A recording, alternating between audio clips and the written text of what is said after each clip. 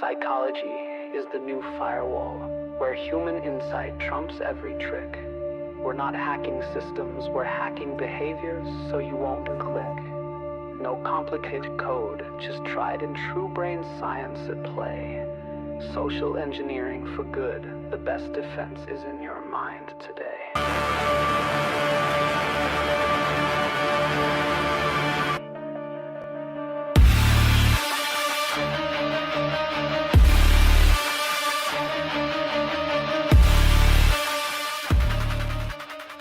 Hello and welcome to Phishing for Answers, where the carrot beats the stick and we flip the script on the bad guys, turning humans from easy targets into the strongest line of defense. The views and opinions expressed on this podcast belong solely to the hosts and guests and don't necessarily reflect those of their employers or sponsors.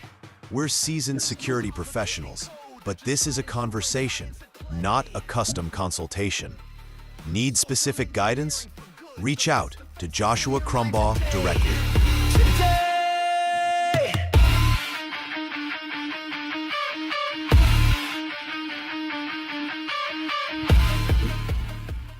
Get ready.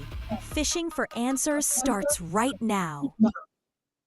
Hello and welcome to another episode of Phishing for Answers. Today we have Chris Tarbell with us, former FBI special agent, as well as the host of Hacker and the Fed, the podcast, and well, so many other things. I'll let you introduce yourself. That's all the good ones. Those are the best highlights. Thanks, Joshua. All right. Well, hey, it's a pleasure to have you with us today.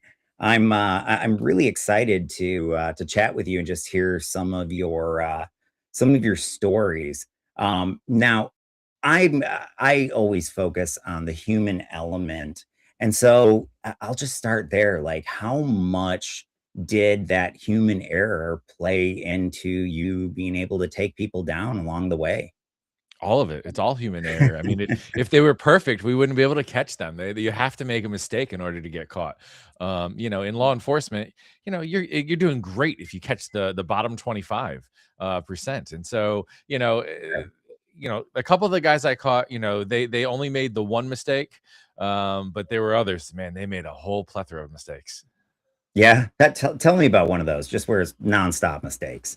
Sure. We arrested this one guy who he would log in from, he thought he was cool by logging in from his neighbor's IP addresses, but they all came back to the same one. And so a simple drive-by found his Wi-Fi device not active, all of his neighbors active, and so it was pretty easy to narrow it down to the right apartment for the guy doing the stuff. So that was one. But one that is the simple mistake, and one of the biggest cases I worked was my partner on Hacker and the Fed, Hector Monsegur. He was at the time went by Sabu, and he simply was emailed a link. He clicked on that link. He thought his VPNs were up. He used busy boxes to hide his traffic, but the one time just came out of a nap and clicked on a link, and it went into a compromised box. And then I had his IP address. Oh wow! Just like that. So that simple. So, I mean, there's the opposite side of it. Tell me about, AV Unit. AV Unit got away. I never was able to get it. So AV Unit, so LulzSec was, Hector Monsegur, Sabu was the leader of a hacking group called LulzSec. We were able to arrest all 5 members except for AV Unit. So once I arrested Hector and he started working with the FBI, it was pretty easy to track down. Now, he didn't know the other people in his crew.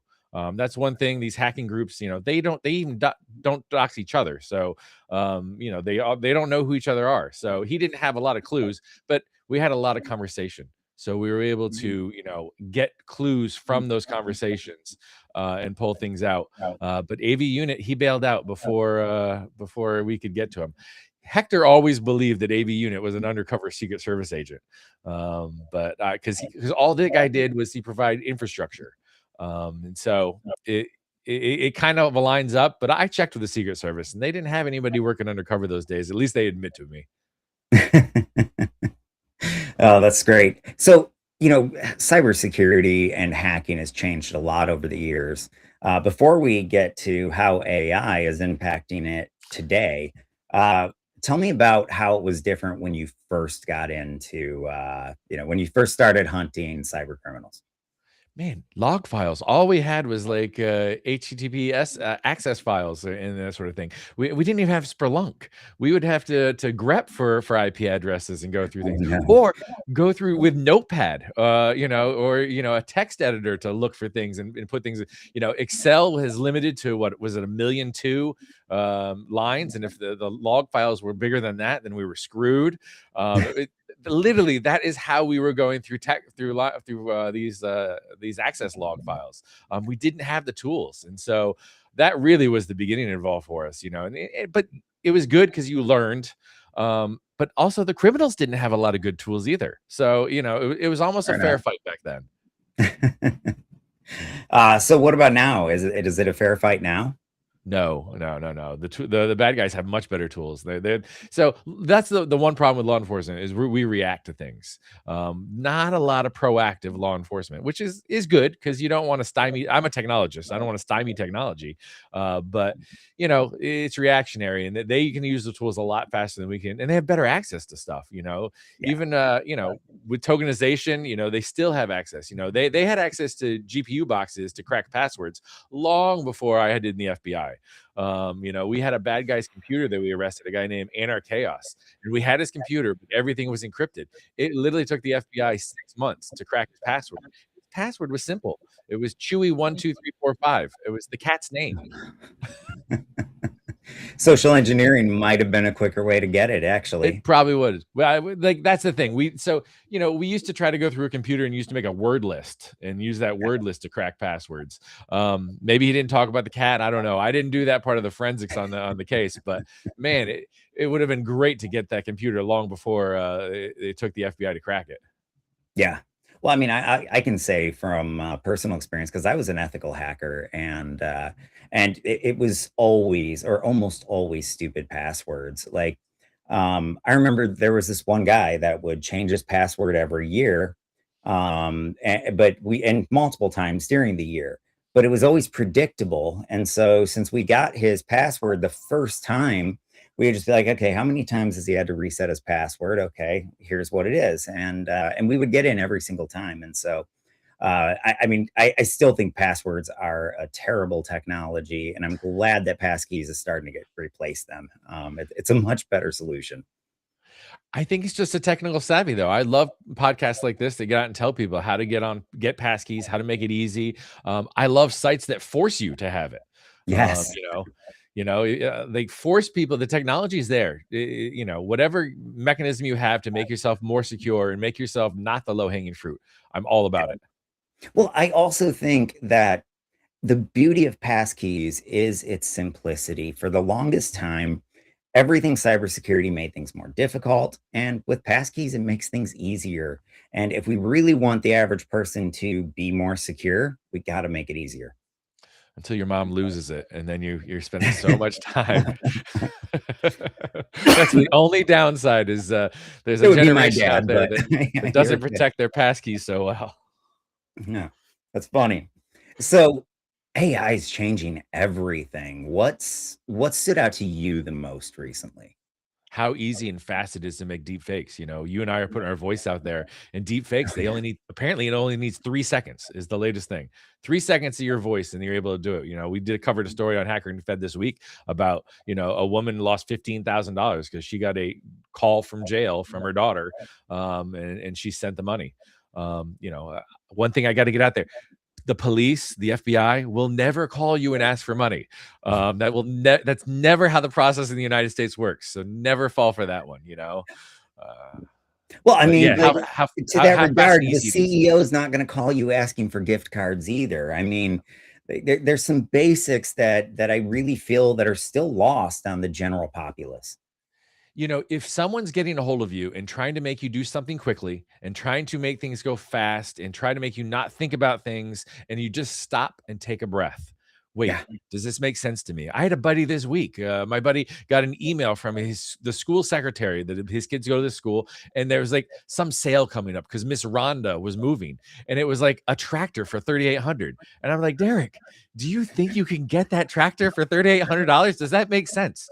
Just Google that tractor, and everywhere else it's $15,000. I mean, and who's Miss Rhonda? He goes, I don't know. I said, yeah, they're trying to get you to move quickly, and you can't miss out. They use FOMO against you. Oh, absolutely. I mean, I think that particularly when it comes to cognitive biases, the bad guys are light years ahead of the defense because they're aware of and exploiting the cognitive biases, and we, for the most part, are not. And the like a few that I find really interesting, the authority bias. We were just talking about how the state's not going to ask you for money, the government's not going to ask you for money over the phone, how your CEO is not going to send gift cards. But if we had our defenders just as aware, and if they were using that same authority bias to make sure that they got a message from the CEO or whoever it happened to be first saying, hey, I'm never going to ask you to buy gift cards, we could take that bias and flip it on its head. And I think that's one of the areas that just in my opinion, we've really not stayed ahead of the game on. No, I completely agree. If people just went into being online as thinking about being in the wild, wild west, and everyone's out to get you. I hate that mentality because I'm a humanist. I love people. I love being around people, but on the internet, people are trying to trick you. They're trying to exploit you. So just go in with a guarded mindset of, well, this doesn't make sense. If I wouldn't do this in real life, why would I do this online? Yeah. Well, and I think it doesn't help matters that most of the modern world has not seen any sort of real threats hitting their country in their lifetime. And it makes people, they have almost this what's the word I'm looking for? They have too much sense of security when they should realize that the internet's really redrawn the battle lines, and that means the bad guys can be in your living room, they can be in your bathroom, they can be wherever you are, wherever your device is. And people also get complacency thinking that they don't have anything valuable. Like, I don't have any money, I don't have any Bitcoin, I don't have any cryptocurrency. You may work someplace. Your Yeah, husband may work someplace that a client list or some sort of access. When we were at during COVID, so many work from homes, and you're on the same router. If I can infect that router, then I'm going to get business traffic. I'm going to get what I'm looking for. Don't get complacent about those sort of things. You may have some sort of connection that you don't even know about that is valuable to somebody. And if yeah, it's not that, they still want to use your home router as a hot point. They're trying to affect you to exploit the stuff you have. I mean, we're seeing that big with Anthropic, where they put export controls on it. You could go to China and get access to Anthropic still because there were so many hot points for sale with US IP addresses. And so, the Chinese still had access. You can put whatever export controls you want on things. There's plenty of US based IP addresses you can buy because people's homes routers have been popped. yeah, yeah. Well, I mean, I completely agree. Uh, well, I think AI in general is one of those things that, well, it's Pandora's box and it's been opened, and unfortunately, there's no closing it now. And I mean, I for one am a little concerned about what that means in the future. The benefit I will say is that we do have AI to fight AI with. But if the bad guys are so much ahead on weaponizing it and we're behind on, using it for defense, then yeah, they're gonna win. And we're about to have a really rough cyber year.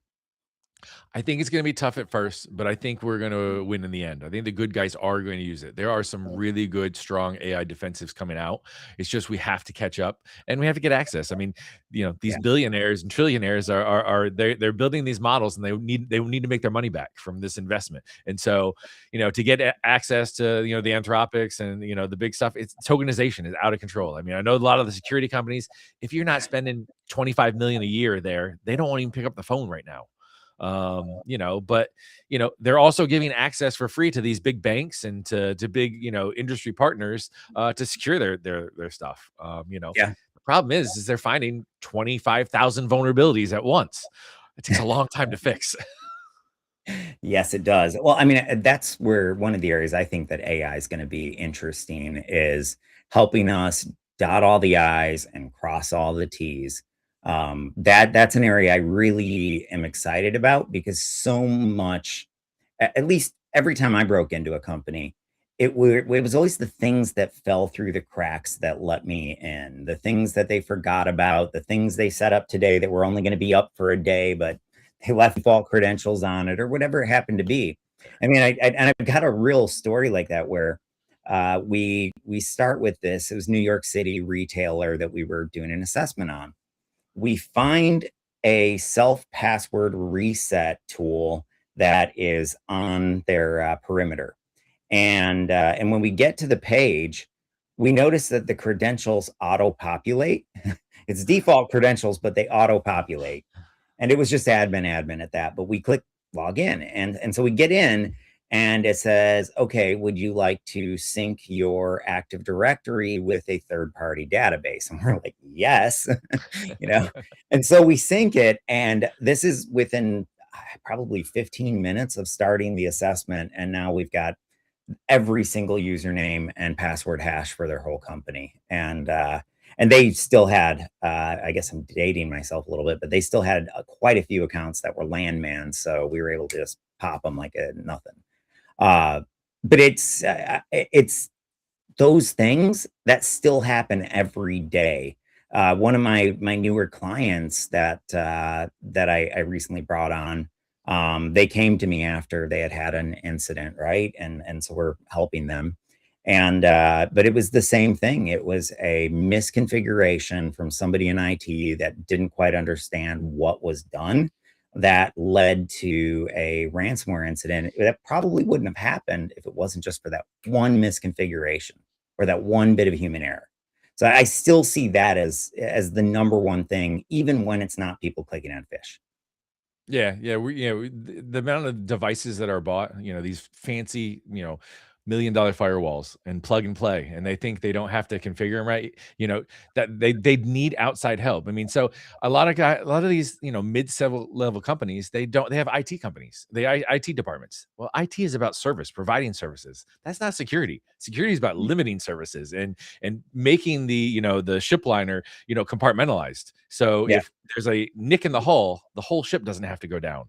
And that's not service based. You're not getting things out to your clients, your workers, like you want to. And that is 99% of the times that's what we're seeing too, is the misconfigurations of these huge devices that could easily be tweaked. And hire a good third party that knows how to do it. Yeah, well, I mean, I think it's the third party is not just about having that expertise. It's about keeping your own people honest. And I don't say that in a way like the IT team is going to be lying to you. I mean, that's not that often that they're going to lie. But what I mean is they may make mistakes. They may not realize what happened, and you need that independent sort of third party view, in my opinion, at least once a year, if not more often than that. And I think with AI, finally, it can be a lot more often than that. But that third party also brings experience. Like your guys are seeing the same things over and over on your same systems. A third party can come in and hey, we were working with this XYZ company and they were having this problem. You might not be having that now, but we can fill that gap right now. Yeah. And then also getting some threat intelligence. There's a lot of great companies out there that kind of where are things coming from? How are attacks happening? A lot of great companies out there setting up honeypots and seeing where the next attack vector is and what people are working on and what North Korea is trying to pop, what China's trying to pop. And you may fall under that. Oh, hey, we have some of those. We should probably change something out or not dangle something out there or geofence or do something simple. Yeah. Well, and I mean, the simple point, just to echo what you're saying, I almost never see companies that have done everything they can to just harden their existing infrastructure. It's always, let's go buy more tools and all that. And I'm not saying that tools aren't great, but you need to start just with the basics, and that's locking down everything that you have. Because if you don't start there, nothing else is going to matter. Yeah, new CTO or new CISO comes in and they just want to buy new stuff. They demand to have a new budget and they buy all these toys and they just don't let them talk to each other. They're not getting the best out of these things. It's fun to get new toys. Everyone likes to play new toys. But again, having a third party configure it properly and give you that experience that they're seeing, but you have to do your due diligence on where you're going to get your third party from. Yeah. Because there are, unfortunately in cybersecurity, there are a lot of snake oil salesmen out there. Oh, yeah, yeah, tell me that. I mean, there sure are. But so let's flipping the subject a little bit. Tell me, what was your favorite story? I mean, you spent quite a long time taking down cyber criminals. There must have been one story that really stood out to you. Well, my favorite story and my favorite time are probably two different things. Okay. Because I mean, not to reiterate, but my partner, Hector, we're best friends now. Like we have a podcast together, we hang out together, we travel together, we go do speeches together. So someone I arrested and I essentially I hung 125 years on him. I had enough things that he would have done 125 years in prison. He worked with me for 9 months. We saved 300 hacks into the U.S. government, thousands of hacks into other U.S. companies, and then hacks around the world, into the thousands. We were able to stop of what was just his access, what he was doing at the time. But the more exciting one that everybody wants to talk about is Silk Road. So I was the main case agent on Silk Road, which was back then the first dark web website. Literally you could buy anything. Well, there's two things you couldn't buy. You couldn't buy guns because that was a different website that it was next to it, and then you also couldn't buy fake degrees. Come to find out, the guy who ran it, he earned his degree, and he thought it was unfair for people to buy degrees online. But you could buy anything else. You could buy murders for hire. You could buy pure. That's where he draws the line. His line was fake degrees. That's actually quite humorous. Okay, continue. So this came up. The DEA was working on it, and a whole bunch of HSI was working on it. Secret Service was working on it, and we just had a big success. One of the guys I told you that we took down was using this thing called Tor, and we were able to find him even though he was using Tor. A guy in Chicago, Anar Chaos. And so Southern District of New York came over to us and says, "Hey, we got this problem. We have this website that's using Tor to hide with the IP addresses, and then using this cryptocurrency called Bitcoin." Now, remember, this was 2012, 2013. No one knew about Bitcoin, and so we're like, "All right, we'll take a look at it. We'll see what we're gonna do." Normally they take a drug approach, and they'll arrest a drug dealer and kind of work their way up the chain till they get to the head of a mob family. Well, we didn't have that. No one knew each other. It was all done through, anonymous online, anonymous currency, and anonymous mailings back and forth. And it was drugs and anything you want. It literally was the wild, wild west of the internet. And so we started taking a look at it a different technical way. And so we were eventually able to find some infrastructure. We found the server running out in Iceland. And then we found the U.S. infrastructure, which, I mean, I'm not going to tell somebody how to commit crime, but if you're in the United States, don't leave your infrastructure in the United States. It's too easy for the FBI to get there. I would agree. I mean, just like 1 foot over the border, and it requires a lot more jurisdictional. Set something up in Russia or in China or someplace. It's not as reliable, but man, if you have redundancy, you'll be okay. So we traced our guy out to San Francisco and made a big arrest out there. So it was they made a couple movies about it. They written a bunch of books about it. So it was an exciting time. Yeah, it recently was back in the news again. Yeah. Trump issued a pardon. Yeah. Any opinions on that you care to share with us? Yeah, I mean, I don't mind. I don't think he should have been pardoned. So a full pardon means your record's wiped clean and you get to go. Presidents can also commute sentences. So if he thought that, Ross was sentenced to 2 life terms plus 40 years. So he got more than most major drug kingpins, but he was charged with kingpin status. In the United States, and the kingpin status is if you make more than $10 million in drug sales and have more than 5 employees, then you're a drug kingpin. And Ross met that qualifications on almost every drug. And so, I guess Trump thought he should have that whole thing pardoned. I disagree with that. I mean, again, could have commuted it, but good on Ross for, he the time I knew him, he was a decent guy. I think he got in over his head. I think it snowballed, and then he had a libertarian viewpoint that he believed that anyone should have access to drugs, and so that was his view. Unfortunately, we had U.S. laws that I was my job was to enforce the U.S. laws. Uh, Fair. So to that, I was speaking with the former head of cyber for Europol, and one of the things that she mentioned was that more often than not, they got their convictions because people would brag about what they did. Did you find that to be the case where they were like so proud of what they did or how they got in that the tism took over, for lack of a better term, and they just spilled the beans? I've seen it, well, I mean, not to keep harping on the same thing, but Ross had a diary. I mean, if you're committing things that can get you life in prison, why would you keep a record of it? So, somewhat maybe you think you're untouchable and never will get caught, but I mean, when we arrested him in the library, on his laptop was a diary of all the bad things he's done, and kept the records. He had a backup server of all the illegal conversations in sitting in Philadelphia. If you were going to run a drug empire online, why would you keep everyone's conversation on a backup server? I feel like if I'm doing it, I'm having that wipe like at least every 24 hours, if not more frequently than that. I mean, Yeah, there was interesting. a LulzSec hacker, Kayla, who ended up being a guy named Ryan Aykroyd. He had a computer in his house that literally had two wires touching, and if he hit it as the police came through the house, it wiped everything out. I mean, it wiped his whole computer completely out. There, That's more like what I would yeah. expect out of I mean, maybe I've watched too many movies, but in the movies, they have it set to blow up, you Yeah. know? They always talk about degausers or something sitting around there, a big magnet that wipes your hard drive as soon as you hit a button or get up out of your seat or something like that. I never saw one, but it was always fun to talk about it. And you can always rile up a judge or two and be like, "Judge, they may destroy evidence with a degausser," and then you explain the degauser for 10 minutes. Oh, that's great. So, um,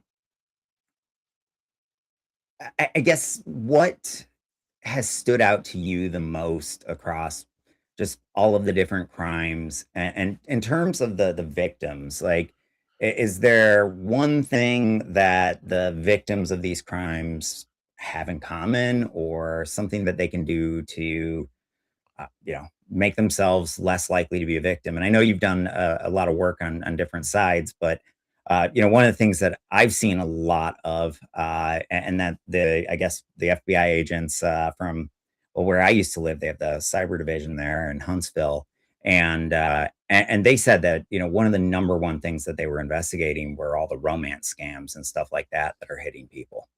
Um, Yeah, so it's called pig butchering. Yeah, we get it every single day. I get emails all the time about people. I was on a podcast last week and got emails and LinkedIn messages about what can I do, and there's not a lot of good resources. The problem with like pig butchering is it's all through crypto, and so your best thing to do is to go into IC3 and fill out a form, but give as much detail as possible. This was the wallet. Give the whole wallet address that was stolen, from, and all that, because maybe one day if they catch the guy, you may be able to get some restitution for some of it. Unfortunately, a lot of it's going overseas. Um, you know, the easiest thing is to just harden yourself a little bit. Understand that you are possibly a target. We're seeing a lot of Internet of Things being taken over. Whether it's the Chinese wanting hot points in the United States to use AI, or the bad guys needed hot points. Home routers. The oh FBI yeah, is putting out there's certain home routers that you shouldn't be buying. But if your home router, just recycle it every 90 days. Just walk by on the first of every month. Turn your router off for 5 minutes and then turn it back on. And maybe it'll have a firmware update that month and it'll make it a little bit more secure. Or if somebody's in it, it's going to boot them out of there. And they might not be able to get back in with that firmware update. So simple things like that. Understanding that, your thermostat that you plugged in and it was in admin, change the password. If anything comes with a standard password, just make it more difficult. So many people are making it too easy to be victimized. yeah, yeah. No, I agree. Okay, so probably our last question because we're about out of time. But as I talk to you, I'm thinking about this guy that I worked with earlier in my cybersecurity career. Not going to name any names, Uh-oh. uh, but he definitely gave me the might be a closet black hat vibe. And he was always doing things like, "Oh, I'm writing my own ransomware." What? Why? Right? Um, but it's always made me question, and I guess I have this theory that there's at least a small group of the ethical hacking community that I question if they're actually ethical and if it's not just a cover. What do you think about that? I mean, have you ever seen anything like that, or is it just me? All the time. I see it all the Okay. time. I think the term ethical hacker most times is an oxymoron, because it's a hard line to cross. Like, I'll give you an example. There's a lot of great places now for people to go and learn how to hack and learn how to do things. But back in the day, back when this ethical hacking first started, there wasn't. You had to hack into boxes if you wanted to use box. Certain OSs, if you didn't have access to it, you had to hack into one of those boxes to learn how to use it. And so that line of, well, I'm not doing anything, I'm just learning.